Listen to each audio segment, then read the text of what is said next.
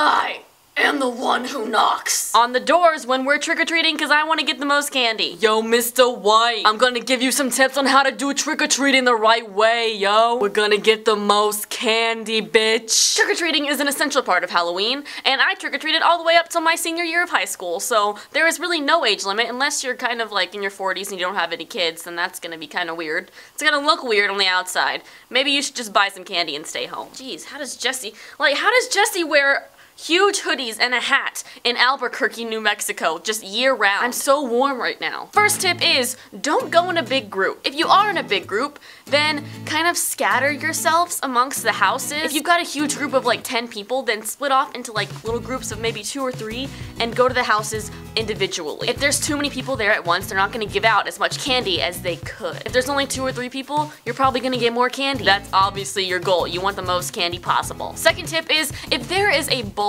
that says just take one, don't be an asshole and take all of it. I know I just said the goal was to get the most candy, but also, it's Halloween. You want to have fun, you want other people to get candy too, but definitely take more than one. Not a handful, but more than one. I mean, who are we kidding? No one's gonna take one piece of candy. Tip number 3, if at all possible, bring a tiny child. This tip has risks, being that there will be a tiny child in your presence and they might cry or like need food or something. Like, ugh, children are so annoying, but they have the cute factor, and the cute factor is not something to underestimate on Halloween. Also, if you have a tiny child, you can steal their candy and they're not even gonna know. I'm literally talking about stealing candy from babies right now.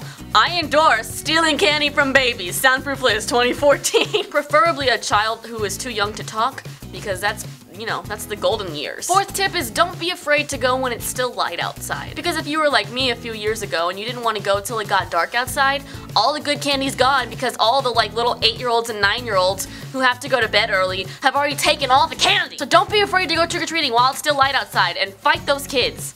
I mean, straight up, just punch them. Oh great, SoundProofLiz endorses child abuse. Okay, this is getting out of hand. Don't fight children.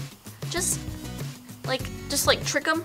Trick, and then steal their treats. You gotta trick and then treat yourself. So you got your candy, you went early and you fought all the children and you pushed them down and took their candy, and now you're at home searching through the candy to check if your candy has been opened or poisoned by the strangers that you've taken candy from. What my friends and I used to do is just pour all of our candy into a big pile, search through it, take the candy that you like, because I get a lot of candy that I just don't like and my other friends like it, and then they have candy that they don't like but I like. So just take the candy that you like and make sure it's kind of evenly divided so no one gets in a fight. Everybody wins. You get to check your candy and you just get the candy that you like. So there you go. Those are my tips for trick-or-treating, and I hope you guys score all the candies. I will not be going trick-or-treating this year because I don't want to. I don't feel like I can anymore.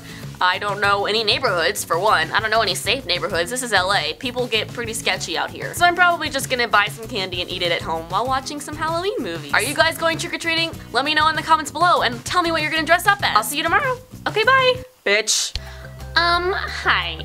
You live in New York City, is that correct? Yeah. Well, then you have Ebola. Okay, bye.